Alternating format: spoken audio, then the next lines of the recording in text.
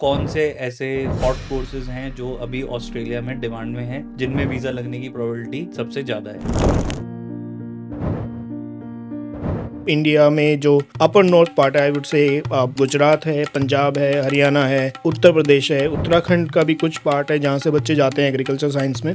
कि बच्चे को क्लैरिटी बहुत ज़्यादा होनी चाहिए। ऑस्ट्रेलिया में अगर आप जा रहे हैं, मेन सिटीज़ जो मेट्रोपॉलिटन सिटीज़ हैं वहाँ पे आईटी बिजनेस का बहुत बड़ा स्कोप है ऑब्वियसली, एंड उसमें भी फिर डिसिप्लिन आते हैं। आईटी में जाओगे तो artificial intelligence, data science, cyber security, software development, games development, web development. Fake document अगर पकड़े गए तो आप सीधा 5 साल के लिए बैन हो।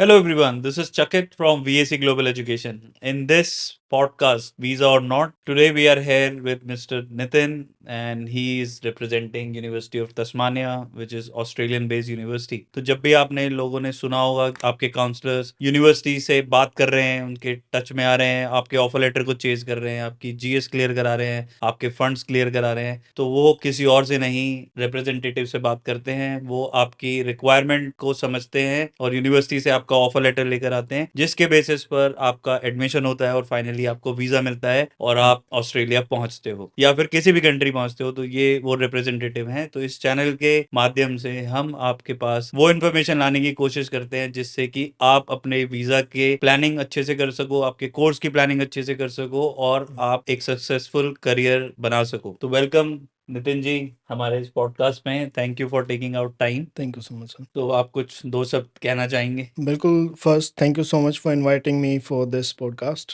And thanks to Neeraj, you and your whole team. Ideally industry में बहुत कम लोग हैं, आई वुड से, जो ऐसा कुछ agenda just to get some knowledge for the students जो ऐसा कर रहे हैं। So thank you so much again for inviting me for this podcast. Definitely I will share some insights with you for sure, what we have to look for when you apply for universities in Australia, what you have to look for when it comes to the GS part, some other financial part. So I'm happy to share that knowledge today with you guys. Perfect. Thank you for taking out time. So without wasting any time, पहले हम शुरुआत से ही करते हैं कि जब बच्चा पहली बार ये डिसाइड करता है कि मुझे बाहर पढ़ने जाना है, तो उसका सबसे पहला स्टेप आता है कि वो क्या पढ़ने जाए, क्योंकि जब तक वो एक सही कोर्स चूज नहीं करेगा तब तक उसके ना ही एडमिशन होगा, उसके बैकग्राउंड रेलिवेंट होना चाहिए उसके हिसाब से, Absolutely. Yeah. और फिर आगे जाके उसके क्या फ्यूचर प्रोस्पेक्ट बनेंगे, ये बहुत कुछ जो है वो उसके कोर्स सिलेक्शन पे डिपेंड करता है। तो आपकी एडवाइस क्या रहती है और कौन से ऐसे हॉट कोर्सेज हैं जो अभी ऑस्ट्रेलिया में डिमांड में हैं, जिनमें वीजा लगने की प्रोबेबिलिटी सबसे ज्यादा है? That's a very good question. मैंने खुद अपनी लाइफ में it's been almost more than 5 years in education sector. मैं बोलूँगा कि ऐसे चैलेंजेस भी आते हैं जहाँ पे बच्चे के पास क्लियर माइंडसेट नहीं होता है कि वो किस प्रोग्राम में उनको जाना चाहिए, and this is the time when the agent should come in place, जो उनको गाइड करता है, उनको बेस्ट प्रोग्राम जो उनके लिए suitable programme, I would say. Because एक टर्म होती है कोर्स प्रोग्रेशन। अगर बच्चा बिजनेस बैकग्राउंड से आ रहा है और एजेंट सिर्फ अपना बेनिफिट देख के अगर उनको साइंस में डाल रहा है, लेट्स से, तो it's gonna be a challenge for the student as well. Visa आपका आ जाएगा, नो प्रॉब्लम। वीजा आपके पास, visa is not a challenge. Visa is 100% based on your financial condition, your future prospective, what you are looking for. But अगर आप एक ऐसे background से आ रहे हैं जो कि आने वाले प्रोग्राम से मैच नहीं कर पा रहा है, so it's gonna be a huge challenge for the student. उसको टर्मिनोलॉजी समझ में नहीं आएगी प्रोग्राम की, और फिर वो डेफिनेटली वो ऑप्शन ढूंढेगा कि वो एक यूनिवर्सिटी से दूसरी यूनिवर्सिटी जाए, स्मॉल कॉलेज जाए, दूसरे प्रोग्राम में जाए। सो आई वुड से कि ये सबसे बेस्ट क्वेश्चन है कि स्टूडेंट के माइंड में ये क्लियर होना चाहिए कि बच्चा जिस फील्ड में उन्होंने प्रीवियस एजुकेशन की है, उनको उसी से रिलेटेड फील्ड में ही उनको आगे प्रोग्रेस करना चाहिए। Right. When it comes to Australia part, Australia में almost every discipline is there with the universities. But if you're looking for, especially for Melbourne, Sydney, so जहाँ पे आप IT में जा सकते हैं, business में जा सकते हैं, because these are the two main streams for almost every student from India. क्योंकि हमारे जो इंडिया में, India is bifurcated into different parts. कहीं पे आपको एग्रीकल्चर फील्ड का बच्चा मिलेगा, कहीं पे आपको आईटी का मिलेगा, कहीं पे आपको बिजनेस का मिलेगा, कहीं पे pharmaceutical, health science related courses के लिए बच्चा मिलेगा जिन्होंने ऑलरेडी की है या फिर करना चाहते हैं मास्टर डिग्री। सो एक ये बहुत ही मेजर पॉइंट आता है कि बच्चे को क्लैरिटी बहुत ज़्यादा होनी चाहिए ऑस्ट्रेलिया में अगर आप जा रहे हैं मेन सिटीज़ जो मेट्रोपॉलिटन सिटीज़ हैं वहाँ पे आईटी बिजनेस का बहुत बड़ा स्कोप है ऑब्वियसली, एंड उसमें भी फिर डिसिप्लिन्स आते हैं। आईटी में जाओगे तो artificial intelligence, data science, cyber security, software development, games development, web development, there are so many options. Robotics is another one of the major stream which is coming up. कुछ universities हैं जो even blockchain kind of new जो एक नया crypto से related. Crypto से related एक नई स्ट्रीम जो उभर के आ रही है अभी, I would say earlier there was only just one university which is in Cyprus, that is university of Nicosia, जिसने स्टार्ट किया था ब्लॉकचेन का फंडा, और वो प्रोग्राम ही इतना फेमस हुआ कि students from US they used to come there, अच्छा। तो वहाँ पे वो स्टडी करते थे। देन सडनली अदर अदर जो कंट्रीज हैं उन्होंने slowly and slowly I mean वो अडेप्ट करना शुरू किया, and there are some universities which are offering blockchain program as well in Australia as well. So वो भी एक इमर्जिंग सेक्टर आई वुड से, कि अब डिजिटल करेंसी का इतना ज़्यादा स्कोप हो गया है, everybody is just trying to invest as much as they can, because जो ग्रोथ लास्ट फ्यू ईयर्स में जो आई है बिटकॉइन को लेके, आई वुड से I will just mention this in last probably just after COVID, जहाँ पे Bitcoin was around 20,000 and now it's above 1 lakh. So probably तो वो जो ग्रोथ आ रही है तो उसकी स्टडी के लिए भी बच्चे अब थोड़ा सा इंटरेस्ट उसमें दिखाने लगे हैं, तो वो भी एक गुड स्ट्रीम है। Then I would come to agriculture science, जो कि हमारी इंडिया में जो अपर नॉर्थ पार्ट है, आई वुड से गुजरात है, पंजाब है, हरियाणा है, उत्तर प्रदेश है, उत्तराखंड का भी कुछ पार्ट है जहाँ से बच्चे जाते हैं एग्रीकल्चर साइंस में, तो वो भी एक अच्छी स्ट्रीम है। इवन उसका स्कोप भी ऑस्ट्रेलिया में बहुत ज़्यादा है, because the area which they have, that is a huge area. तो even if I talk about my place, mine is a regional university, तो regional में agriculture का scope ज़्यादा होता है। सिडनी मेलबर्न में आपको scope नहीं मिलेगा because they are already well developed cities, I would say। तो वहाँ पे आपको agriculture नहीं मिलेगा। दूसरे आप जा सकते हो health science because we just came up from the covid part. Covid में सबने देखा कि डॉक्टर्स के पास टाइम नहीं था, नर्सिस के पास टाइम नहीं था, फार्मास्यूटिकल में टाइम नहीं था, तो that is again one of the major discipline for every country, be it New Zealand, be it Australia, UK, Canada, US, अब तो जर्मनी भी बच्चे जा रहे हैं, जापान भी जा रहे हैं, Ireland, Finland, almost every country is looking for some specialised people into health science sector. तो वो भी एक इमर्जिंग सेक्टर है जहाँ पे बच्चे जा सकते हैं। नर्सिंग में, pharmaceutical science, psychological science, because almost every third person is right now somebody somewhere in the mind they are having tensions and all these things, तो साइकोलॉजिकल साइंस का भी स्कोप बहुत ज़्यादा है। MBBS, yes, there are some university जो MBBS भी offer करती हैं, but the only challenge is the fee structure for MBBS is way too high. कितना पड़ता है लगभग MBBS का? I would say starting from 70 to 75,000 Australian dollars per year. Yes. So almost 35 lakh 40 lakh Absolutely. रुपए अगर per आप साल। overall 5 years का अगर आप देखोगे तो that is gonna cost around 2 to 2.5 crore. तो बट इंडिया में भी तो लगभग इतना ही है, अभी जो प्राइवेट यूनिवर्सिटीज हैं वो भी 1-1.5 करोड़ के आसपास वहां पर भी फीस है। Absolutely. Ideally, the course structure, I would say, वो सबका सेम होता है। उन्होंने सेम चीज़ ही उन्होंने प्रैक्टिकल में सिखानी है, वही उनको थियोरेटिकल देनी है। But when it comes to the job opportunities, India में maybe people are not getting that much salary. That is the only reason they are moving to abroad for MBBS programs. तो इसी से मेरा जो next question है, तो thank you for sharing the programmes which are highly in demand and obviously technology is booming and all the countries are moving towards the technology role.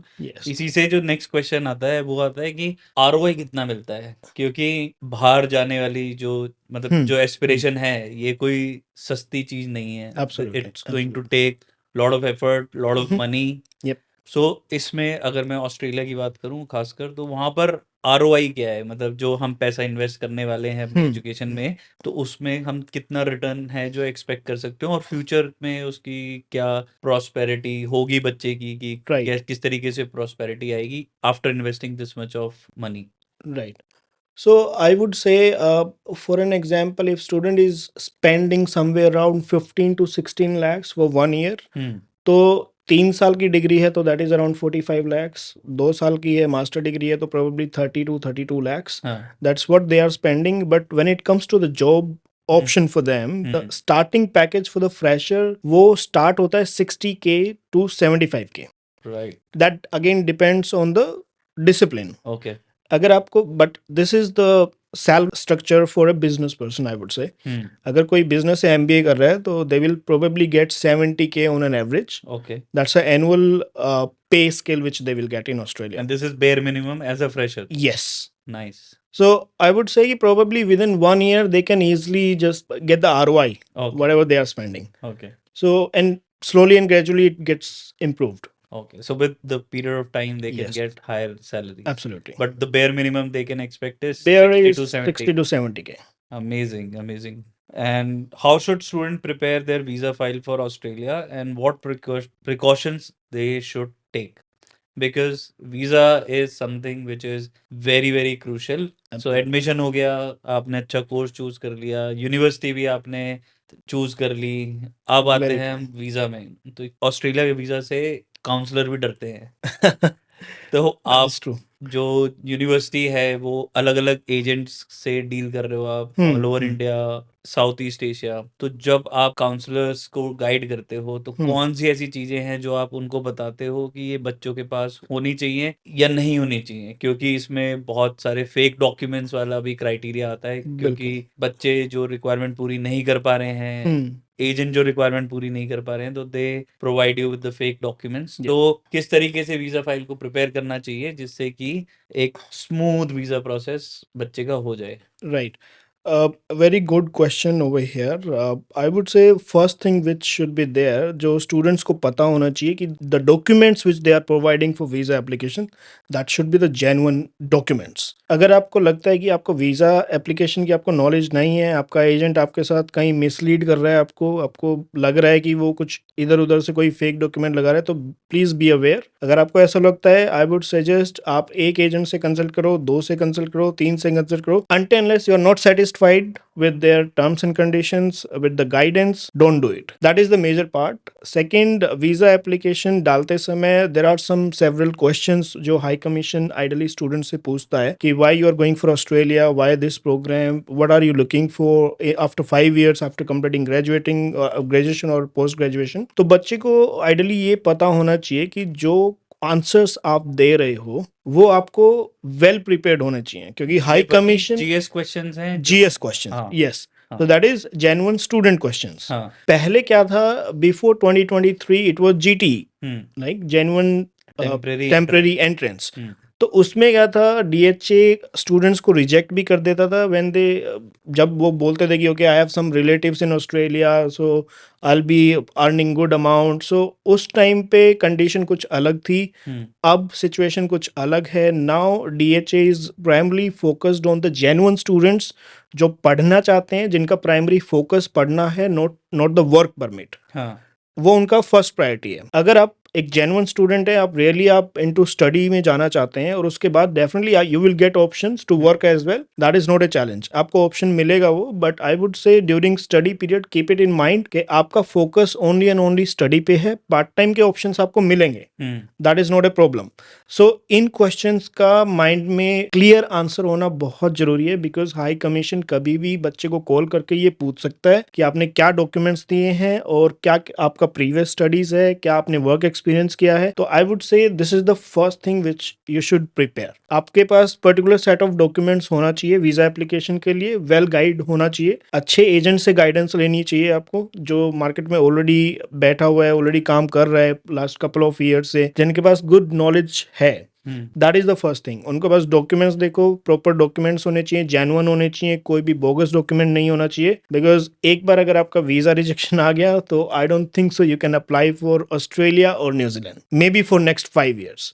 This is only when there is a no bogus document. अगर bogus document हो, I don't think so you can apply. But अगर आपका कोई financial situation की वजह से rejection आया है तो definitely, because financial condition can be improved in couple of years, may be 3 years 4 years, तो उसके बाद आप अप्लाई कर सकते हैं दोबारा। तो फेक डॉक्यूमेंट अगर पकड़े गए तो आप सीधा 5 साल के लिए बैन हो, आप नहीं अप्लाई कर सकते। बहुत बढ़िया। तो ये फाइनेंशियल डॉक्यूमेंट में सबसे ज्यादा फेक डॉक्यूमेंट कहाँ आते हैं? ये मार्कशीट्स में आते हैं, ये फाइनेंशियल्स में आते हैं, ये एसओपी में आते हैं? कहाँ सबसे ज्यादा घपला होता है डॉक्यूमेंट्स को लेकर?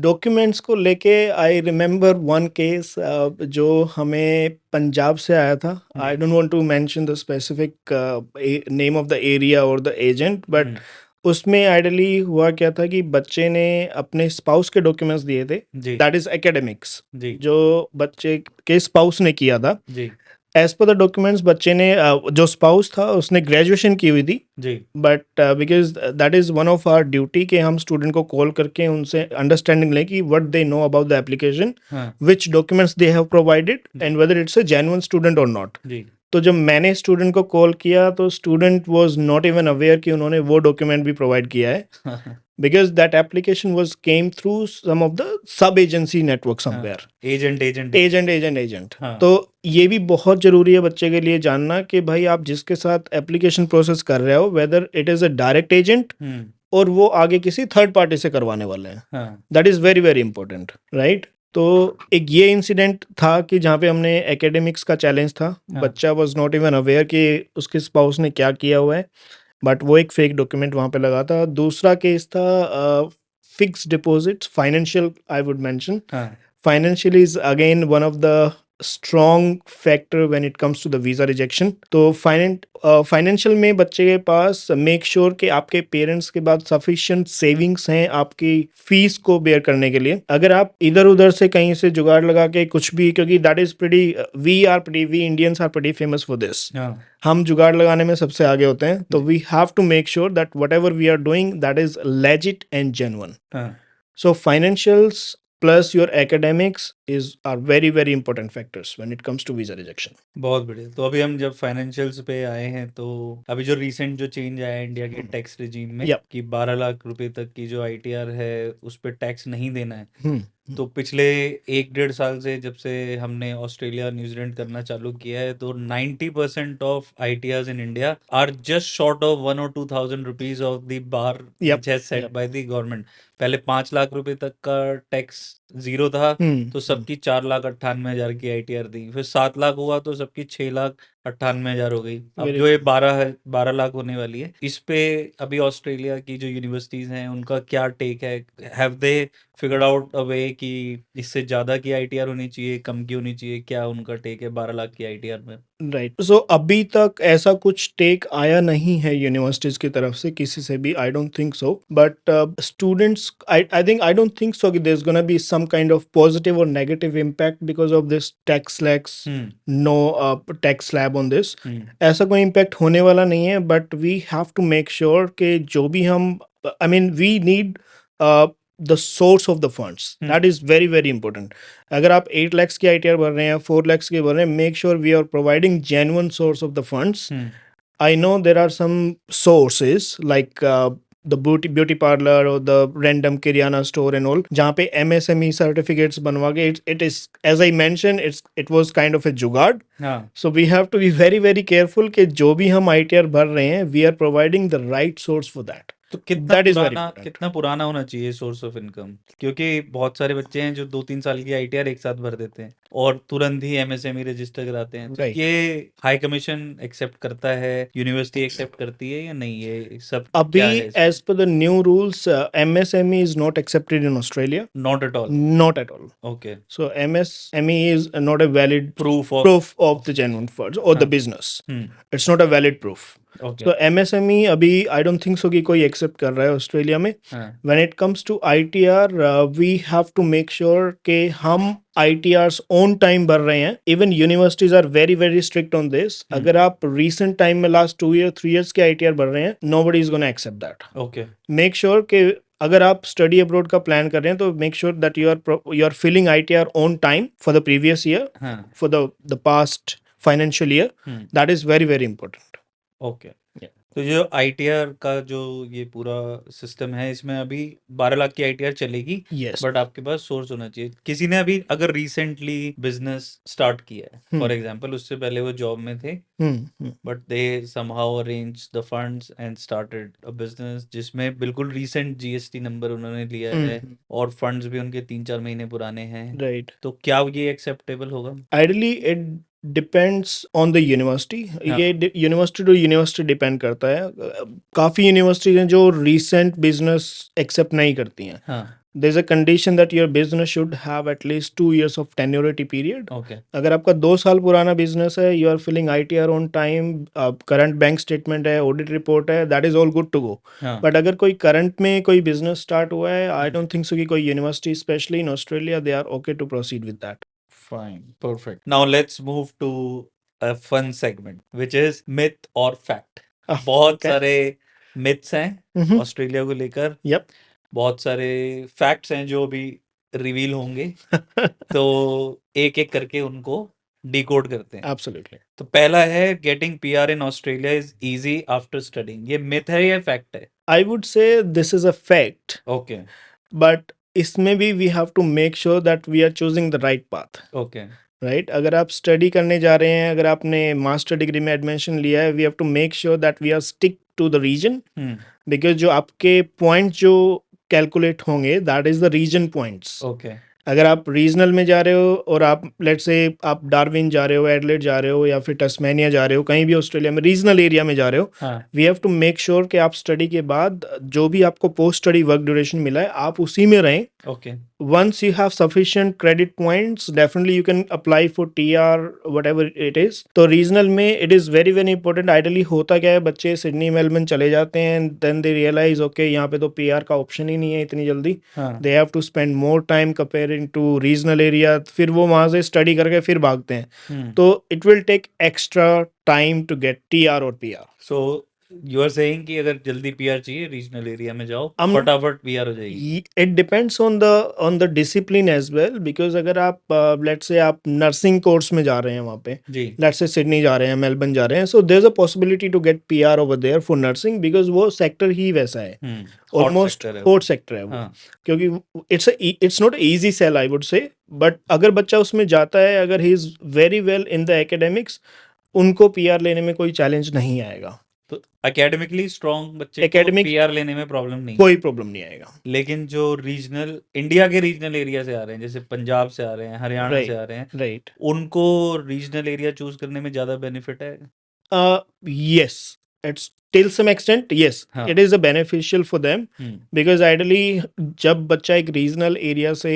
रीजनल एरिया में जाता है, तो एक तो उनको जो एनवायरनमेंट होता है वो बहुत जल्दी उनका चेंज होता है वहाँ जाके, हाँ और सेकंड जो उनके ऊपर जो आसपास के एनवायरमेंटल का जो इम्पैक्ट पड़ता है, that is very very important. क्योंकि आई नो जब किसी गांव से बच्चा कोई सिडनी जाएगा तो वहाँ की लाइफ को देख के ही विल बी सरप्राइज्ड, हाँ but when it comes to financial, हाँ उनको बहुत चैलेंज आने वाले हैं, because Sydney Melbourne is Way not expensive. It's way expensive. हाँ आपको वीकली प्रोबेबली $400 and $450 पर वीक आपको पे करना पड़ता है रेंट का रेंट का. Okay That is one thing. Then you have to spend on your food, then you have to spend on the transport as well. हाँ So there are so many challenges. But if I compare it with regional तो कितना In difference है regional, I would say it starts with $150 per week. इतना difference है That goes up to $350 per week. अच्छा. That depends on the living standard. Okay अगर आप universities accommodation, if you ना go for universities accommodation, तो वो थोड़ा सा कॉस्टली होता है, starting from 250 that goes up to 350. हाँ again it depends on the availability within the university itself. Okay अगर आप बाहर शेयरिंग में रूम लेते हैं तो you can easily get a room probably 150 to 200. Okay Per week. Amazing so regional में फायदा है बच्चे Absolutely. So next question myth और fact Yeah. International student can work unlimited hours while studying No, it's a myth. Okay It's not a fact. If you think that you want to do, I mean, as much as you can, I mean, you can work up to particular hours. हाँ It is not like that. You will be restricted by the limited hours. हाँ You can work only 24 hours per week. हाँ It is not like you can just finish your study in 5 hours, 6 hours, and then you want to work for 10 hours in a day. That is not a case. Okay So you will be bound with the restrictions. That is 24 hours per week. perfect next is you need to have relatives in Australia to get student visa Again, it's a myth, I would say. Because it is not mandatory कि आपके जब relatives होंगे तभी आपको visa मिलेगा. हाँ ऐसा कुछ नहीं है. If you don't have any relatives and you want to do something in Australia in terms of study options, you can go with that. And it's not a big task, I would say, to get a student visa. If you are having good academics, good IELTS score, good financial, you will definitely get the visa. Perfect. Next is Australian University only accepts students with high academic scores. Again, I would say it's a tie between myth and fact. Okay. Okay, because there are some universities which are asking जिनका academic requirement is bit high. Hmm. तो कुछ universities का high होता है, कुछ universities का average होता है, Mhm. बट आई वुड से students should have minimum 55% marks. Okay. That is the minimum which they are accepting Both in bachelor's and master's. in bachelor's and masters. Okay. उसके नीचे 50% का क्राइटेरिया होता है. If they can meet they can go with the pathway option, but pathway option में थोड़ा सा आपका visa risk रहता है. Okay. बिकॉज अगर आप एकेडमिक स्ट्रांग नहीं है, इंग्लिश में आपका गुड स्किल नहीं है, and you have very less marks, there's a possibility that you might get a visa rejection as well. All right. Scholarships in Australia are only available for top ranking students. Again, it's a myth. Okay. Yeah, because there are some universities जो कि almost every student को कुछ ना कुछ scholarship उनको देते हैं. They really want to support the student. और अगर कोई genuine student है और वो जाना चाहता है, तो definitely universities are more focused on the student support right now. So student को कुछ ना कुछ स्कॉलरशिप तो मिलती ही है. Okay. So हर यूनिवर्सिटी में हर कोर्स के लिए कुछ ना कुछ स्कॉलरशिप है जो मिलेगी मिलेगी. आई वोंट से हर university, but yeah there are some universities जिनके पास ideally yes I would say yes go with everybody, क्योंकि हर यूनिवर्सिटी के पास so कुछ it's a ना कुछ fact. स्कॉलरशिप होती है. It's a fact. Perfect. Next myth or fact. All Australian university have the same quality of education. It's a fact. The Okay. quality of education is pretty same for everybody because the CRICOS is the particular association, एक particular department है जो पूरे course को certified I mean जो approve करता है, course structure को approve करता है, इंस्टीट्यूशन को अप्रूव करता है. तो I think the standard of study is almost same, Mm-hmm. But it is just the environment which is different. All right.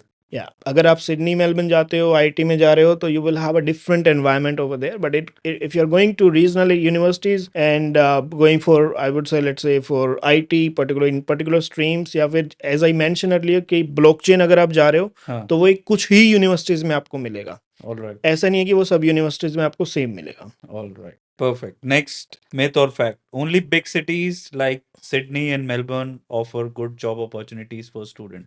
And this is for especially for the regional student who are planning to go for right. regional universities. So Melbourne और Sydney के अलावा good opportunities हैं बाहर या नहीं है? Ideally मैं इसको मिथ बोलूंगा. It is Okay. Not like this. अगर बच्चा एकेडमिकली बहुत स्ट्रांग है तो उसको जॉब कहीं भी मिल सकती है ऑस्ट्रेलिया में. इट्स नॉट मैंडेटरी कि उसको सिडनी में ज़्यादा पे आउट मिलेगा या फिर उसको रीजनल में कहीं पे आउट मिलेगा. हाँ. अगर बच्चा एकेडमिकली बहुत स्ट्रांग है, having good knowledge, good understanding, good practical hands on the knowledge, उसको कहीं भी जाए उसको पे स्केल अच्छा ही मिलेगा. Changing courses or universities in Australia after arrival is not allowed. ये भी recent जो जितना ऑस्ट्रेलिया में सारी दिक्कतें आई थी कि Yes. बच्चे जा रहे हैं वहां पे लैंड कर रहे हैं और फिर वहां से गायब हो जा रहे हैं, राइट. तो ये अलाउड है लीगली या फिर नहीं है? मैं बोलूँगा ये लीगली अलाउड नहीं है. एंड आई वुड सजेस्ट कि अगर आप ऐसा करने की सोच रहे हैं तो बिल्कुल ऑस्ट्रेलिया चूज मत करना. If you are facing some financial issues, go to some other countries, maybe go to some European countries जहाँ पे आपको लिटिल बिट आई मीन थोड़ा फाइनेंशियली थोड़ा आपको फ्लेक्सिबिलिटी मिल जाती है. हाँ. But when it comes to I would say New Zealand और Australia, financially you have to make sure कि आपके पास थोड़ा फाइनेंशियल है ताकि आप एटलीस्ट अपना फाइनेंस, आपका स्टडी जो है वो आप कंप्लीट कर सकें. अगर आप सोचते हो कि मैं वीज़ा लेके वहाँ जाके यूनिवर्सिटी चेंज कर लूँगा, प्रोग्राम चेंज कर लूँगा, छोटे कॉलेज में एडमिशन ले लूँगा, you will face a lot of difficulties. Perfect. It's not a legit way. So जो पढ़ने जाना चाहते हैं वही जाओ, बिल्कुल. अदरवाइज आपको प्रॉब्लम फेस करनी Absolutely. पड़ेगी. Last, if your visa is rejected once, you can never apply for Australia again. I would say ये ऑलरेडी हम डिस्कस कर चुके हैं, बट जी. अगर अगेन मैं बताना चाहूँगा कि अगर आपका वीज़ा रिजेक्शन आ गया है, again it depends on the reason as well कि आपका किस रीजन से आपका वीज़ा रिजेक्शन हुआ है. अगर आपका बोगस डॉक्यूमेंट्स की वजह से हुआ है, आपने कुछ फ्रॉडुलेंट डॉक्यूमेंट आपने हाई कमीशन को दे दिया है, तो sorry, Australia and New Zealand they are not for you for the life time. But Yeah. If it is अगर कोई फाइनेंशियल कंडीशन की वजह से, हाँ. मे बी कि आपका फाइनेंशियल ज़्यादा स्ट्रॉन्ग नहीं था और आपका वीज़ा रिजेक्शन आ गया या फिर आपका कुछ और कोई छोटा मोटा मिस्टेक कहीं पे हो गया है, तो इट इज़ नॉट लाइक कि आपके लिए गेट क्लोज हो गए हैं. It's not like that. You can still apply after probably 4 to 5 years, because ideal 3 साल इनफ होते हैं योर फाइनेंशियल सिचुएशन को अच्छा करने के लिए. You can work here, you can get some savings and you can apply again. Perfect perfect, तो मतलब जा सकते हैं, जा ऐसा नहीं सकते है हैं. कि एब्सोल्युटली. अनटिल अनलेस आपने कोई फ्रॉड नहीं किया है, एब्सोल्युटली. तो दे फ्रॉड कैन. से बचो बेसिकली. फ्रॉड से बचना है हाँ, आप खुद भी मत करो, एजेंट से भी मत करवाओ, और दूसरों को भी गाइड करो. दूसरों को भी गाइड करो. हाँ. बहुत अच्छी बात है. We can compare China and India. ठीक है. आप चाइना हम्म. की साउथ ईस्ट एशिया में और साउथ एशिया में क्या सिमिलरिटी है और क्या डिफरेंट है वहाँ पे. ठीक है. एक और मिथ जो है बहुत बड़ा, कि चाइना के बच्चों को जो है वीजा ज्यादा मिलता है और इंडिया के बच्चों को कम मिलता है, इसके बारे में आपका क्या कहना है? It's not a myth, I would say it's a fact. Okay. So क्यों है ऐसा? इसका इसका बड़ा रीज़न ये है कि चाइना के स्टूडेंट्स फाइनेंशियली बहुत स्ट्रांग होते हैं. ओके. आई वुड से उनका चैलेंज होता है इंग्लिश. हाँ. तो उनकी इंग्लिश पे इतना ज़्यादा हाई वो नहीं होता है कंट्रोल. हम्म. तो that's what they do ideally. वो क्या करते हैं, वो या तो चाइना में ही इंग्लिश कोचिंग क्लासेस लेते हैं and then they straight away go for bachelor degree और master degree. Okay. When it comes to India, हाँ. इंडिया में इंग्लिश भी चैलेंज है, हाँ. इंडिया में फाइनेंस भी चैलेंज है. All right. That is the major challenge. हाँ. कि Chinese they are well developed, उनके पास फाइनेंस का तो चैलेंज है ही नहीं, उनके पास चैलेंज है इंग्लिश कैसे सीखनी है. हाँ. That is the major challenge. तो तो इसलिए उनको वीजा यस, मिलने में ज्यादा आसानी रहती है. एब्सोल्युटली. इसलिए अगर आप देखोगे तो जियो 8 यूनिवर्सिटीज को मैक्सिमम प्रॉफिट भी चाइनीज स्टूडेंट से आता है, अच्छा. बिकॉज इनका फाइनेंशियल इश्यूज ही नहीं है. हाँ. इंडिया में थोड़ा फाइनेंशियल इश्यूज है, रीजन वाइज चैलेंजेस है. आई वोंट से कि दिल्ली में चैलेंज है या फिर इधर है, but if you go to some regional areas, हाँ. जो छोटे छोटे गाँव से जो बच्चे आते हैं हाँ. उनके लिए फाइनेंशियल चैलेंज होता है. तो मैंने सुना है कि बहुत सारे बच्चे जो हैं वो इस चैलेंज को ओवरकम करने के लिए फेक आइल्स भी बनवा लेते हैं, तो क्या ये फैक्ट है या मिथ है? या आपने कभी कोई Ac- यूनिवर्सिटी लेवल पे कोई बच्चे पकड़े हैं जिनके पास फेक आइल्स के साथ आपके पास आए हों? I won't say IELTS, but yes, previously when I joined this university, just after COVID, I heard these rumors that probably students coming from a particular region, let's say from Rajasthan, जो गंगानगर का जो area है, हाँ. and थोड़ा सा हरियाणा में सिरसा वाला, because it is very well connected with Ganganagar. हाँ. तो ऐसे कुछ rumors मैंने भी सुने हैं मार्केट में कि हाँ. बच्चे 7 lakhs 8 lakhs दे के वो IELTS सर्टिफिकेट बनवा रहे हैं with 6.5 no band less than 6. तो ऐसे रूमर्स मार्केट में आए भी हैं. आई एम नॉट सेइंग कि बच्चा नहीं कर पाता, but I would say it's a fact as per my understanding. Okay. Because जब बच्चे के साथ इंटरव्यू कंडक्ट करते हैं तो बच्चा was not able to speak. हाँ.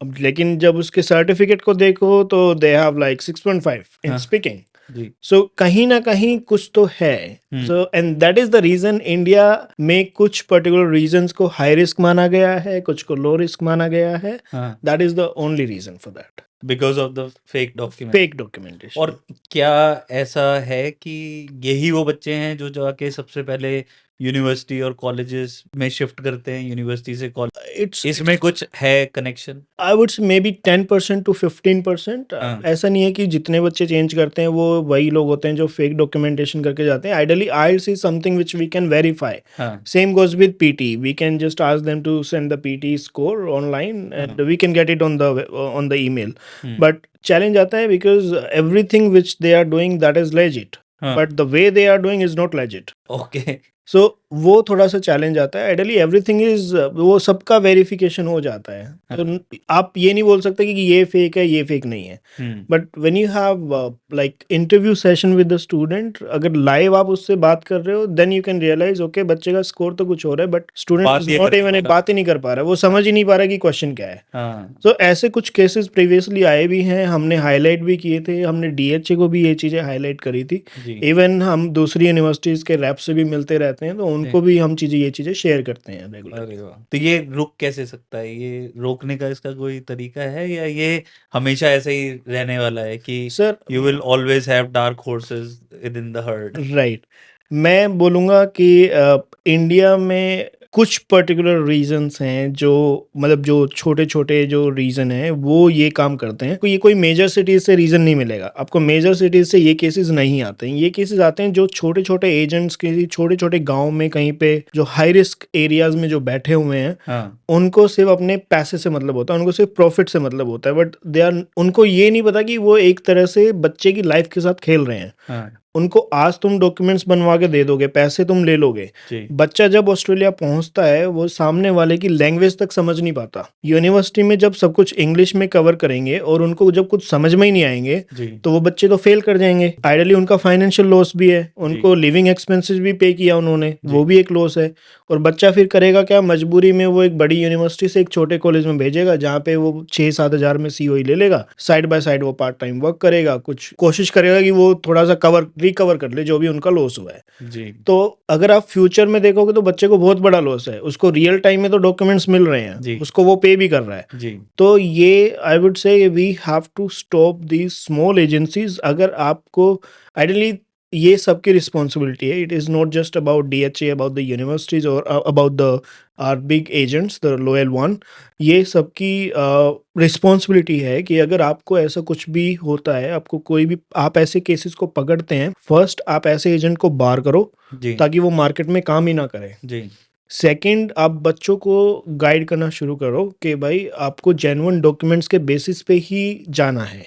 जी, क्योंकि फ्यूचर में इफ़ यू रिमेंबर, अभी कनाडा से 700 स्टूडेंट्स को डिपोर्ट कर रहे थे। जी, ये न्यूज़ मार्केट में थी कि जी। 700 स्टूडेंट्स को डिपोर्ट किया था। That is because of fraudulent documents. बहुत सारे मतलब 20,000 का भी अभी नाम आया है जो यूएस से भी जिनकी राइट। लिस्ट बन चुकी है। ट्रम्प ने लिस्ट बनवा दी है 20,000 एब्सोल्युटली, लोगों की। Absolutely. This is a different case, that is illegal immigrants हाँ, जो डंकी मार के हमारे हरियाणा, पंजाब से बच्चे जाते थे, राजस्थान से जाते थे, यूपी से जाते थे। हाँ, तो ideally the way of enter into USA was something wrong. जी, वो लोग मेक्सिको जाते थे, कहीं और जाते थे, वहाँ से जंगल-वंगल रिस्क लेके, लाइफ़ का रिस्क लेके। हाँ, I have seen a lot of videos as well in last 2 years I would से, जहाँ पे मेक्सिको बॉर्डर क्रॉस करके छोटे-छोटे बच्चों को लेडीज़ लेके जाती थी, रिस्क भी लेते थे। काफ़ी लोग की डेथ भी हुई थी because they were into containers. हाँ, कंटेनर्स में वो बॉर्डर पार करते थे, तो वहाँ पे डेथ भी होती। अभी 2 दिन पहले भी न्यूज़ आई थी ऐसा कुछ। हाँ, तो आई वुड से इलीगल तरीके से किसी भी कंट्री में एंटर करना is not a right way. जी, अगर आप 40 लैक्स 50 लैक्स आप स्पेंड कर रहे हो, I would say go through the student visa. जी, आप स्टूडेंट केस पे जाओ। जी, आप किसी प्रोग्राम में आपको नॉलेज भी मिलेगी, आप लीगल वे से भी जाओगे, और ऑब्वियसली हर कंट्री चाहती है कि अगर कोई बच्चा वहाँ से पास आउट है, तो वो उस कंट्री में पढ़े, उसी में काम करे, उनकी इकोनॉमी में हेल्प करे। बिल्कुल। So that is very very important. Illegal तरीके से आप इतना पैसा वेस्ट करके जा रहे हो, और अभी जैसे हमारे ट्रम्प सर आए हैं, जी, उन्होंने एक्शन लेना शुरू कर दिया। अभी 18,000 people are there in Australia, जिनका या तो वीज़ा ख़त्म हो गया है, जी, वैलिड नहीं है, या फिर वो इलीगल तरीके से यूएस में एंटर हुए हैं। हुँ, तो उनका पैसा भी गया। 40-50 लैक्स दे के ये लोग जाते हैं छोटे-छोटे एजेंट्स के थ्रू, जिनके आगे कनेक्शन बनते जाते हैं। जी, इट्स अ होल चेन। जी, तो प्रोबब्ली अब इंडियन गवर्नमेंट भी थोड़ा-सा एक्टिव हो गई है। डॉक्टर जयशंकर ने ऑलरेडी ट्रम्प को के साथ मीटिंग थी उनकी, तो उन्होंने भी उनको बोला है कि we will help you on this. Hmm, तो recently I think yesterday only एक मिलिट्री प्लेन से 205 पीपल जो इलीगल तरीके से यूएस में एंटर किए थे, वो आई थिंक आज या कल में वो अमृतसर आ रहे हैं। अरे वाह! That is again one of the sub fact. कुछ डूब गया उनका बेचारों का। उनका सब कुछ डूब गया। उनके सारे डॉक्यूमेंट्स उन्होंने ऑलरेडी हाँ, दे चुके हैं, वो उनको जी, तोड़-वोड़ के पता नहीं कहाँ-कहाँ फेंका होगा मैक्सिमम में। हाँ, उनके लीगल तरीके नहीं है, और जो इंडियन गवर्नमेंट उन पे एक्शन लेगी वो अलग। हुँ, अब उनसे बातचीत करेंगे तो प्रोबेबली वो एजेंट्स भी उसमें फँसेंगे जो ये काम करते हैं। पूरी ट्रेल पता तो इट्स लगेगी। Gonna be whole trail. हाँ, तो आई वुड सजेस्ट कि अगर आपको जाना है बाहर कंट्री से, go through the legal way. बिल्कुल। आप लीगल वे में जाओ। तो पहले मैं जानना चाहूँगा आपका खुद का एजुकेशन बैकग्राउंड क्या है? वर्क एक्सपीरियंस क्या है? आप किस तरीके से ऑस्ट्रेलिया की यूनिवर्सिटी को रिप्रेजेंट करने पहुँचे? क्योंकि जितना हुँ। मुझे पता है you have worked with Google, you have been a data scientist. So इस बैकग्राउंड के बाद how did you came to this education industry and especially representing a university because it's a very responsible job. Absolutely. You have so many students' lives decision which you are going to take on their behalf. Are they eligible to study in that particular university or not? Mhm. So how did you came into this industry? So it's been like मुझे 5 साल इस university में हो गए हैं represent करते हुए I have been looking after India I was looking after Bangladesh for some very small period of time Nepal as well, Bhutan as well. I've been to Sri Lanka for some counseling session also. So it's been 5 years. I did my graduation in aviation and tourism. अरे वाह, That is from Punjab Technical University. great. तो उसके बाद I joined Indigo Airline. That was office based job. Hmm, तो गुड़गांव में the parent company is InterGlobe जहाँ पे मैंने ज्वाइन किया था. जी. तो I work with InterGlobe for good 4 to 5 years. उसके बाद एयर इंडिया में भी 1 year as a ground staff मैंने काम किया है. So I am aware of what is happening in hotel industry, what is happening in airline industry. I am very well aware. Hotel में भी as a internship I was in Bangalore in Coorg. There is a place called Coorg. Hmm, so Coorg में भी मैं 3 months के लिए internship पे था hotel की. Okay. So I have experience into hotel line, airline, and then from Interglobe I moved to WNS. Hmm, So WNS is again one of the multinational company. हम्म, तो वहाँ पे I started learning this Excel and the formulas and everything, hmm, and slowly and gradually I got almost everything. So वहाँ पे मैं as a kind of a data analyst you can say, जहाँ पे मैं Okay. काम, we call it MIS. हाँ, so as MIS assistant manager मैंने WNS company के लिए पूरा गूगल का प्रोसेस सेटअप किया. ऑन बोर्ड पूरा मैंने ही वहाँ पे करवाया था बच्चों को. ओके. तो we started that process. I was there for good 3 years. Google में भी आई मीन डेटा बेस्ड पूरा रोल था मेरा वहाँ पे. जी. सारे वेंडर का डेटा निकाल के क्लाइंट्स को रिपोर्ट करना होता था on a daily basis. That was I was into all these different domains. But वहाँ पे मेरी शिफ्ट नाइट शिफ्ट होती थी. Okay. And it was a office based job. हाँ, सडनली घूमना फिरना इतना नहीं होता था. And I was very I mean eager to go on a trips with the friends and all this thing. Then just before covid I got this opportunity. Covid से just पहले जनवरी दिसंबर में मुझे ये अपॉर्चुनिटीज मिली थी. हम्म, I was just scrolling through LinkedIn. I found this option, University of Tasmania. हाँ, Ideally, I was not aware कि ऐसा भी कोई डिपार्टमेंट होता होगा जो जी. ऐसे बच्चों को काउंसलिंग करता होगा. हाँ, but because I was in two different domains, hotel भी है, एयरलाइंस भी है, IT भी है. So now I think I am one of the I am well suited in this job. Because मुझे वो सब एक्सपीरियंस है जो मैं स्टूडेंट्स के साथ शेयर कर सकता हूँ. जी. अगर कोई स्टूडेंट IT पढ़ने आता है तो मैं उसको एक बेस्ट वे में उनका बैकग्राउंड चेक करके उनको बेस्ट वे में उनके काउंसलिंग कर सकता हूँ. जी. Because I have that experience. You have experience with 3 different industries. Yes, हाँ, yes. So I think I would say it's been 5 years and it's still going on. amazing. Hopefully, I'll make some impact in education sector one day. Definitely. That's why we have called you here to make that Thank you. impact and enlighten the students about different things what are happening in Australia, especially. Perfect. So Huh. just would like to understand what is, because you are more into New Zealand education system. What is the major difference between Australia and New Zealand? What I think the major difference is that somebody who is choosing New Zealand over Australia, Mm-hmm. first thing is the duration of the education. Okay. Because bachelor's is same in both the countries. Yeah. But when it comes to masters, New Zealand offer 3 type of masters. First is your 120 credit, Yep. which is 1 year. 1 year. Then 180 credit, which is 1.5 years, and then you Right. have 240 credit, which is 2 years. Okay. Now, somebody who wants to go into research, Hmm. they take 240 masters. Yeah. So this 240 credit points masters enables you to carry on the research which you're doing in the masters for your PhD. Right. 180 credit point masters is a semi research masters. Okay. Then you have an option that you want to carry on with your research, option. or you can just take the degree and complete your masters. Right. And 120 credit points masters is your taught masters, Okay. where you study from the university. Yep. And straight away go to the post study work visa. Right. So the duration of the course matters because of the funding also. Okay. So somebody who has a lot of funding available to them, Right. they can do a 2 years masters Mm-hmm. either in Australia or New Zealand. Right. But somebody who are limited on funds, Hmm. Australia is a not so good option, whereas New Zealand suits their needs better Right. because they can provide 3 years of post-study work visa after 1 year of study. So that is one point. Right. Second, the post-study work visa available after 31 years of age. So somebody who is even 45 years old, 48 years old, 50 years old, they can also get the student visa for New Zealand. Like we ourselves got a visa approval for a 50-year-old guy last year. Mm-hmm. He has written 2 books. He has been a CEO for Yatra.com in India. Wow. And he approached me through the videos only. Right. Right. And he was like that I have gone through pretty much all the videos on internet on New Zealand. I found your videos quite informative. He asked me if I'll be able to get the visa or not. Mm-hmm. I said, if your documents are genuine, you have the work experience, you have the funds, Right. nobody can stop you get the visa. Absolutely. So he did a lot of research, and after I think a month, he came to me and he said, "Okay, Chakit, I have spoken to a lot of counselors. Right. I will take my Right. bet on you. Let's go ahead and see if I can get the visa Right. because you are the only one who is saying that I can get the visa." Right. So then we did his case, and he's in New Zealand now completing his course, Right. and soon he'll be on the post study work visa. So age is another factor.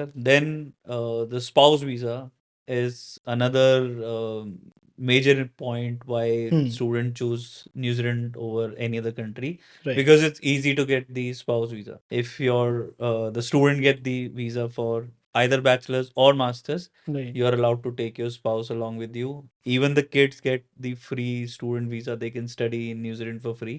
Mm-hmm.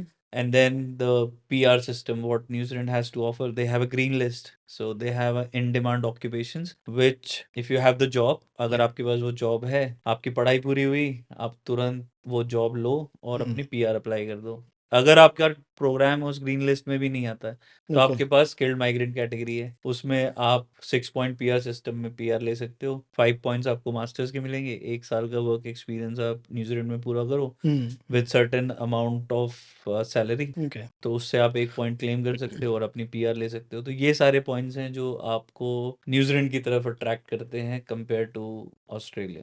Right. That's very nice, Chakit.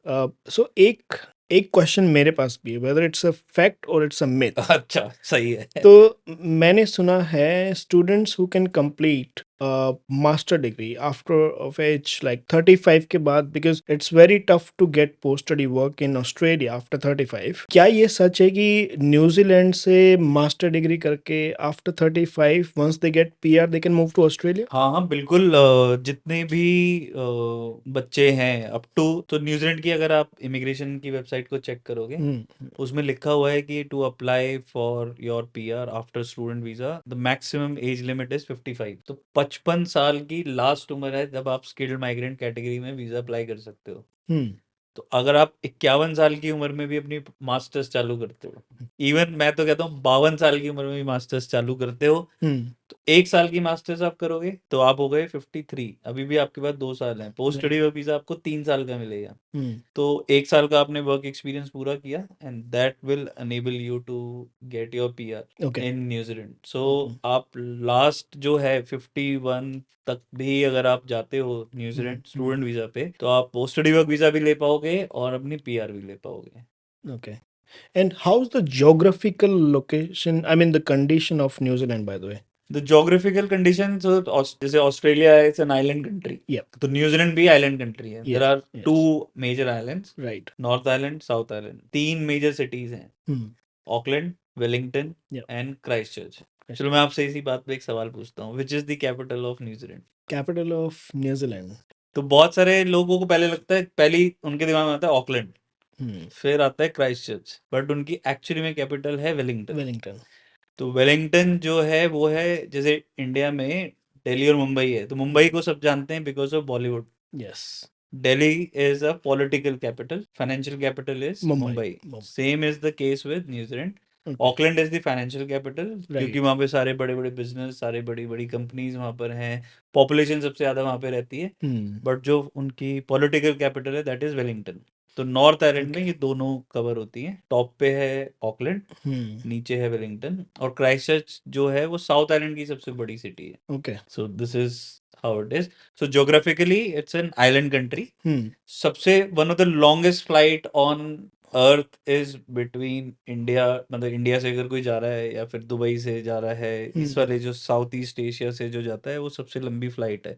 और Auckland. There is no direct flight to New Zealand from India. So आपको कभी ना कभी जब भी जाना है तो आपको वाया किसी कंट्री ही जाना पड़ेगा। तो या तो आप थाई एयरवेज लोगे, कैथे पैसिफिक लोगे, मलेशियन लोगे, एमिरेट्स लोगे, क्वांटस लोगे, कोई भी direct flight India to New Zealand ही नहीं है।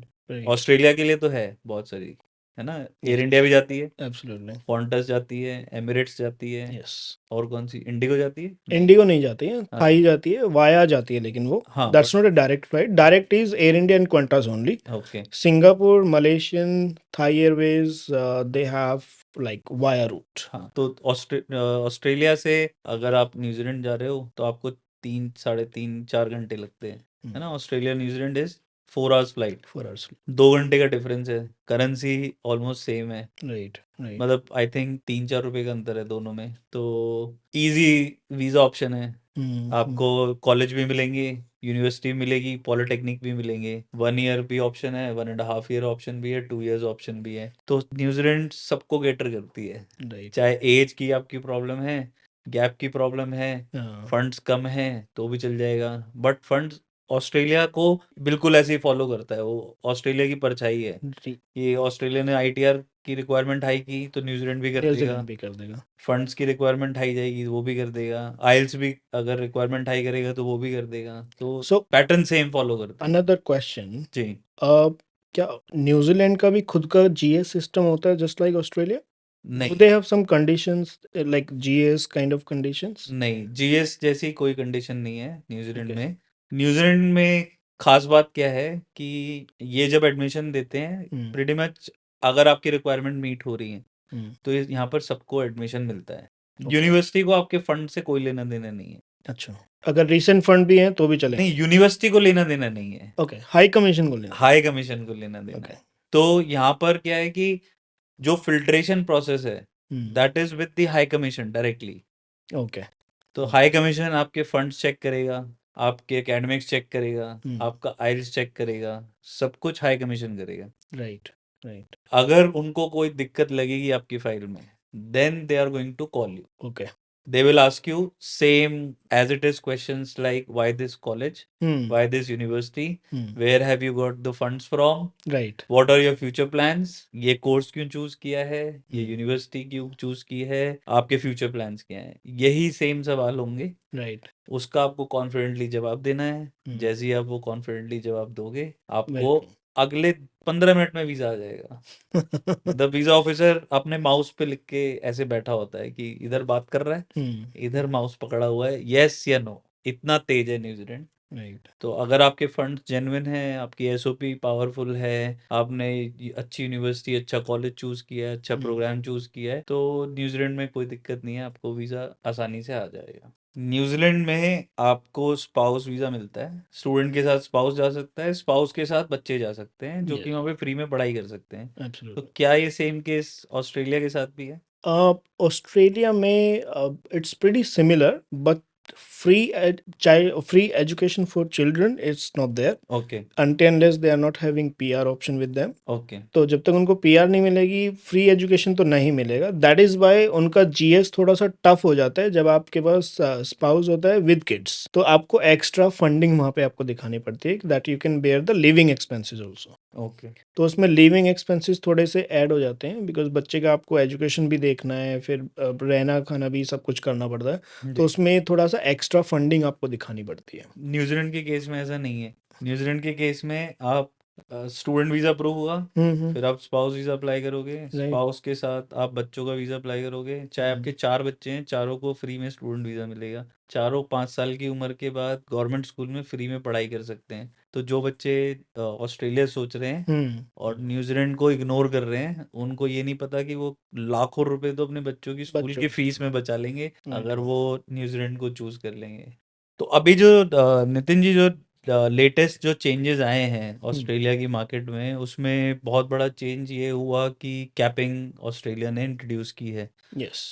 तो आपको क्या लग रहा है कि अभी लेटेस्ट मार्केट में ट्रेंड क्या है, कैपिंग का इम्पैक्ट क्या होगा, और आगे जो मेजर जो चेंजेस हैं अभी, उनसे स्टूडेंट मार्केट जो है वो इम्प्रूव होगी, जॉब्स बढ़ेंगी, कंपटीशन के आसपास क्या होने वाला है? क्योंकि ये हर बच्चे के दिमाग में रहता है कि क्या मुझे वीज़ा आएगा नहीं आएगा, वीज़ा आ भी गया तो मेरा आगे फ्यूचर क्या होगा, राइट। क्या मुझे ये अप्रोच करना चाहिए नहीं करना चाहिए, तो उस पर आपका टेक क्या है? सर आई वुड से जो कैपिंग जो इंट्रोड्यूस्ड इन लोगों ने की है, जो फेडरल गवर्नमेंट ने जो बैक इन अक्टूबर सितंबर में इन लोगों ने इंट्रोड्यूस की थी, तो उसमें क्या हुआ था कि हर इंस्टीट्यूशन को एक पर्टिकुलर नंबर ऑफ सीट्स इन्होंने असाइन की थी, बट सम हाउ अपोजिशन ने उसको पार्लियामेंट में पास नहीं होने दिया। Then we got another option, जो एक डायरेक्टिव 107 होता था, जिसमें कि यूनिवर्सिटी वाइज प्रायोरिटीज होती थी कि किस यूनिवर्सिटी को क्या प्रायोरिटी देनी है फॉर वीज़ा प्रोसेसिंग टाइम, किसको सेकंड को कितनी देनी है, थर्ड को कितनी देनी है। Now what the government has done is कि उन लोगों ने वो जो डायरेक्टिव 107 था उसको रिप्लेस कर दिया with directive 111।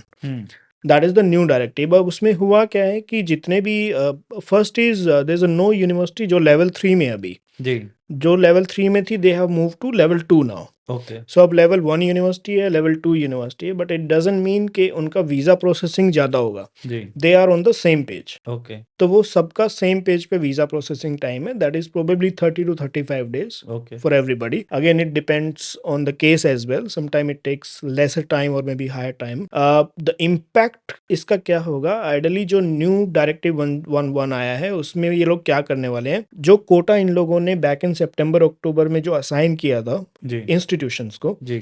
80% of that quota will be the high priority. Okay.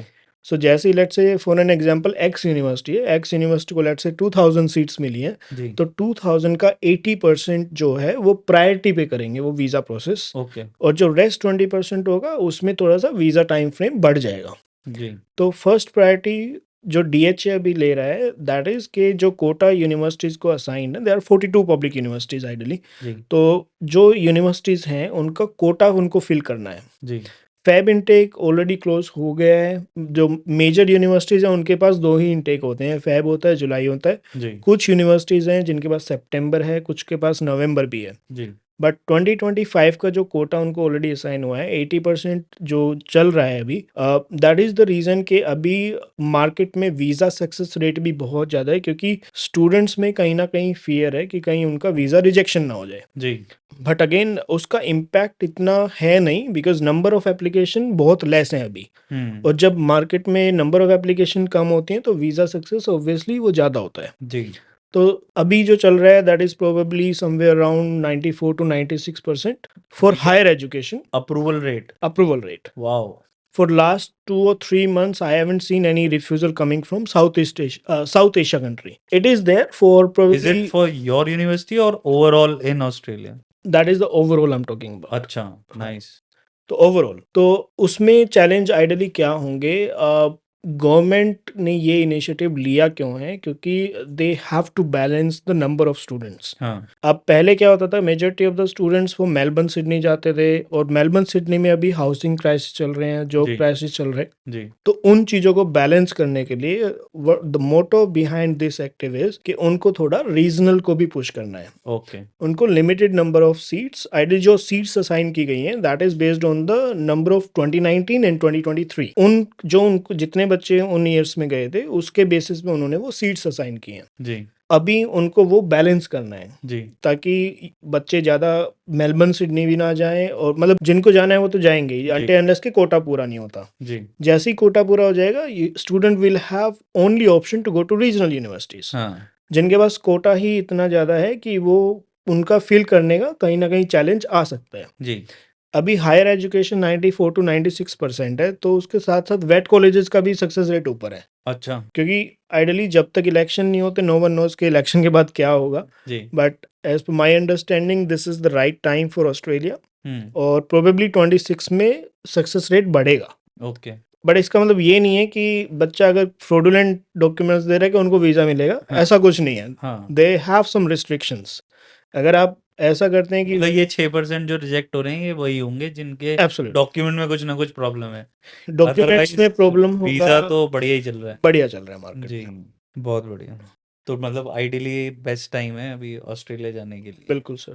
जी। अभी हम एट द एंड आ गए हैं पॉडकास्ट जी, के, तो एक क्वेश्चन मेरे माइंड में बार बार आ रहा है। जी। आई केम टू नो दैट आपके पास पायलट का भी लाइसेंस था, यू वेंट टू हाँ, मतलब मैंने पहले न्यूजीलैंड, ट्रेनिंग की है। हाँ, पायलट ट्रेनिंग की है, यू हाँ। वेंट टू न्यूजीलैंड देन जी, केम बैक, तो जॉब नहीं मिला तो यू स्टार्टेड दिस बिजनेस। जी। तो मतलब क्या चीज आपको मोटिवेट किया कि आपने एजुकेशन में स्टार्ट किया? इसके पीछे एक कमर्शियल रीज़न है और एक पर्सनल रीज़न है ओके। और एक इस इंडस्ट्री को बोलते हैं इंसिडेंटल इंडस्ट्री कि कोई भी इस इंडस्ट्री को प्लान करके नहीं कर सकता। राइट। तो मेरा इस इंडस्ट्री में आने का जो स्टार्टिंग वो एक बहुत ही फिल्मी है कि एक बार पापा स्कूटर पे लेकर जा रहे थे, मैं आगे खड़ा था, हमारे सर के ऊपर से एक हवाई जहाज जा रहा था, तो पापा ने पूछा कि बड़ा होके क्या बनेगा, तो मैंने ऐसी टशन में बोल दिया पायलट बनूंगा।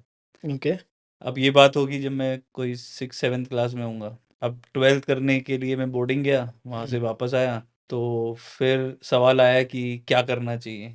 तो मेरा एक फ्रेंड था वो पायलट ट्रेनिंग करना चाहता था, ओके। तो मैंने सोचा ये कूल प्रोफेशन है, हम्म। पायलट बनते हैं। तो मैंने पापा को बोला कि मुझे पायलट ट्रेनिंग करनी है। तो जब ये सर्च चालू हुई तो सर्च सबसे पहले हर किसी का जो सपना है स्टडी अब्रॉड का या बाहर जाने का, वो पहले स्टार्ट होता है यूएस से, राइट। और वो फिर वो होते होते होते फिर वो उसकी जहाँ किस्मत लिखी होती है वहाँ वो चला जाता है। तो मेरा भी वहीं से हुआ। तो पापा ने मुझे एकदम से कहा कि जाओ सर्च करो क्या होता है कैसे होता है। तो एक अमेरिकन स्कूल ऑफ एविएशन था, उसके सेमिनार में मैं गया।